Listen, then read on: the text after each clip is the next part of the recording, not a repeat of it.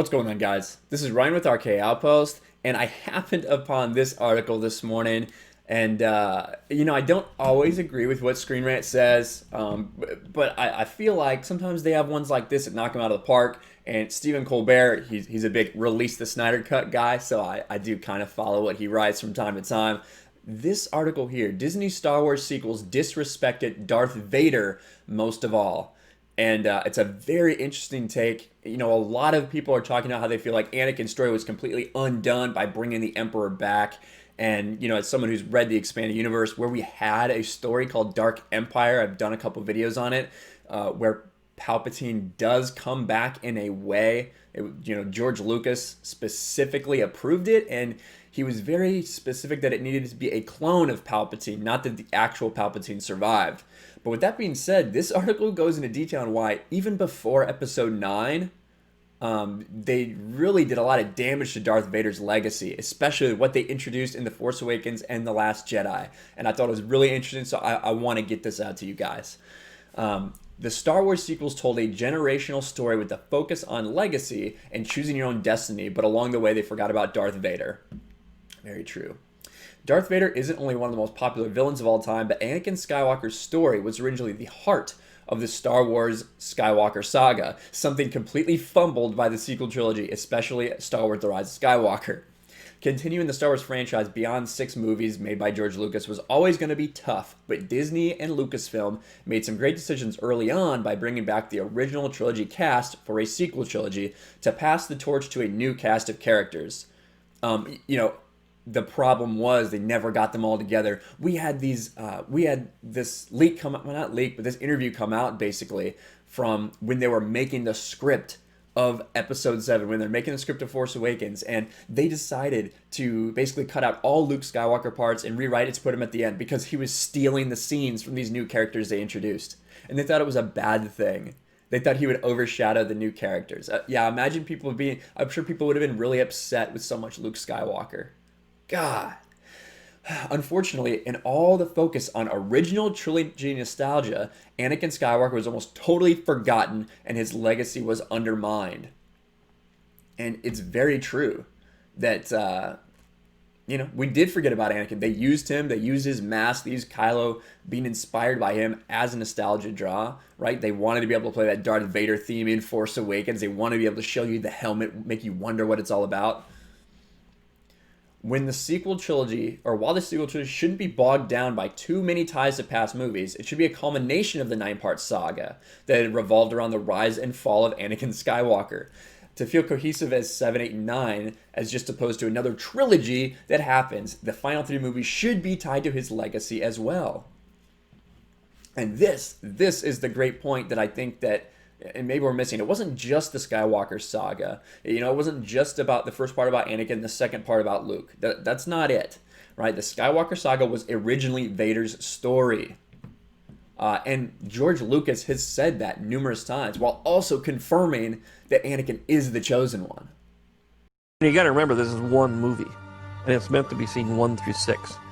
So I think when you watch the actual movie in order, the story will become very clear that Anakin is the chosen one. You refer to the prophecy of the one who will bring balance to the Force.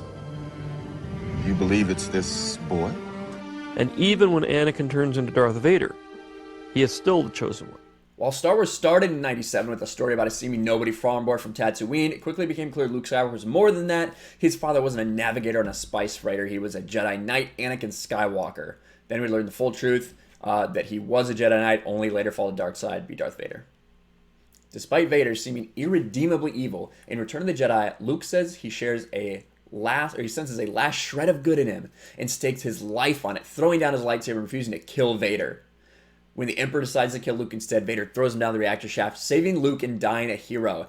Anakin Skywalker's ghost even appears alongside Obi-Wan Kenobi and Yoda at the Ewok celebration as proof he's redeemed. And that brings up a great point with all this Force Ghost nonsense we saw in this sequel trilogy. Where the hell was Anakin Skywalker's ghost? The original trilogy was undeniably a story about Luke Skywalker, but after the prequels came along and expanded Anakin's, the trilogy was reframed as part of Anakin's rise and fall, forming a complete 6-episode story. Unfortunately, the addition of the sequels don't expand on the Skywalker saga in the same way and totally undo Vader's legacy. And the whole thing about Luke sensing the last shred of good in him, throwing down his lightsaber, but then at some point he's standing over Kylo with a lightsaber, thinking about striking him down as he's a child. God, pitiful. And this is what I thought was really interesting. This isn't just a Star Wars Rise of Skywalker, bitch fest.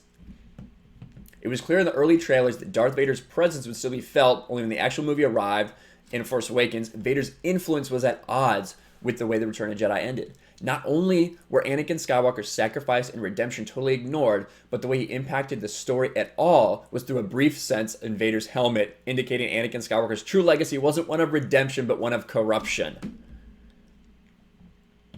Given this wasn't necessarily Anakin's fault, Ben may have taken the wrong lesson from the story, maybe he was being manipulated. But for Ben Solo, the story of his grandfather turning away from the dark and embracing the light once again to save the galaxy should not only have been a big story for his family, but a major influence in his Jedi training.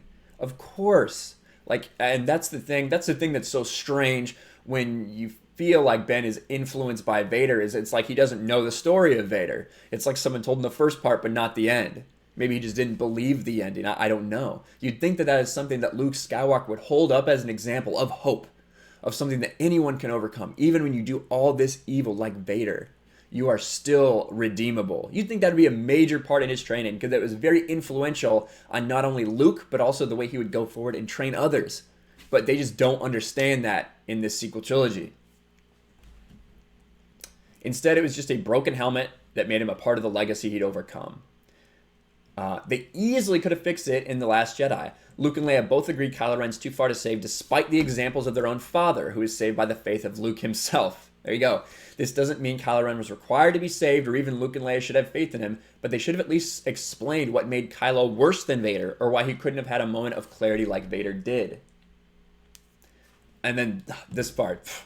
Considering he appeared as a Force Ghost at the end of the trilogy, a ghost played by Hayden Christensen in canon, it's also surprising Luke and Leia's father didn't have more of an impact on their own Jedi training. He didn't appear to give Ben Solo as he was being tempted by the dark side. Instead, only Yoda ever appears to give Luke advice, even though Anakin's appearance to talk to Luke about failure would be one of the strongest moments of the entire franchise. The Rise of Skywalker tries to make up for the shortcoming, but it still misses the boat. Think for a second what that could have been. Even if they had wanted to go with the story of Luke, becoming a hermit, doing all that, which, George had some in his original trilogy outline. It was, it wasn't the same story at all, but he had some of that kind of thing. It was going to be a female was the protagonist. Luke was going to be on an island, and all this stuff. Man, what if Hayden Christensen had appeared as the ghost of Darth Vader to come to talk to his son about giving up hope, about not giving up hope in Kylo, that there's still good in Kylo, that he's being manipulated. Wow, that would have been really useful. And with the extraordinary, ridiculous force power, or force ghost powers, basically, the ability to catch a lightsaber, to call down lightning, to interact with things around you, you'd think that would have been pretty easy. You'd think, especially for the Chosen One. It's not until the end of the third act, with Anakin's sacrifice, it's even acknowledged when you hear the voices of the Jedi pass, and Hayden Christensen's voice says, "Rey, bring back the balance, Rey, as I did. The Force surrounds you, Rey. Let it lift you." While this moment's certainly great, it should have been so much more. Anakin Skywalker was the chosen one and brought balance to the Force for a time. He was also Palpatine's apprentice, so in this particular moment, it seems like a major missed opportunity.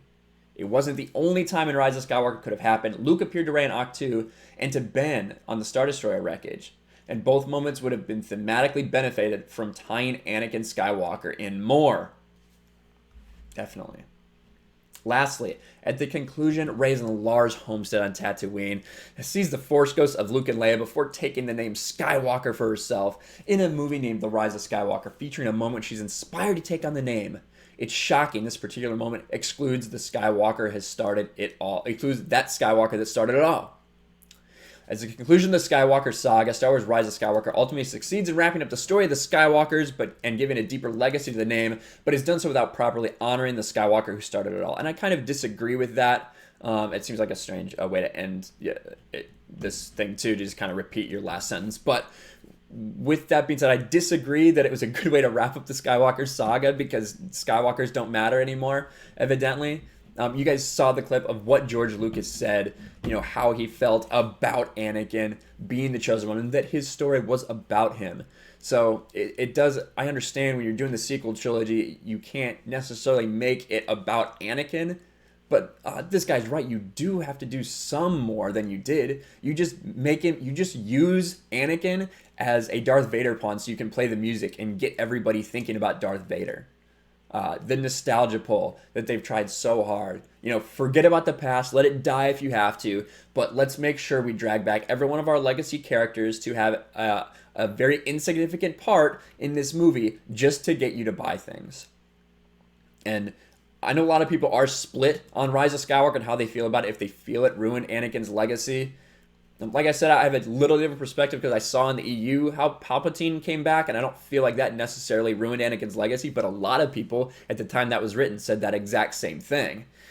So it is kind of, I think that the way they did it, the lack of explanation, how they brought Palpatine back, the fact that he never died, I do think that it really tarnishes Anakin Skywalker's legacy, and in fact, the treatment of him, like they said, the fact they could have done so much more with him, so much more to bring Hayden Christensen back instead of just one ghost at the end of the movie, or one voice at the end of the movie, is just kind of unforgivable, not the way it should have been done.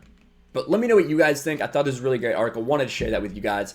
Let me know what you think in the comments below about if you think Anakin Skywalker's legacy was destroyed in this movie or not. I'm interested to hear your thoughts. Make sure you smash the like button, subscribe, ring the bell for notifications, share this video out there. Make sure to tell everybody about how Anakin Skywalker was disrespected by Disney in the sequel trilogy. And I'll talk to you guys later. Thanks for watching, everyone, and a huge shout out to my patrons. I appreciate you guys so much. Want to follow me on Twitter or Instagram? Check out the description below. You'll find links to my P.O. box and my Patreon as well. And I'll talk to you guys later.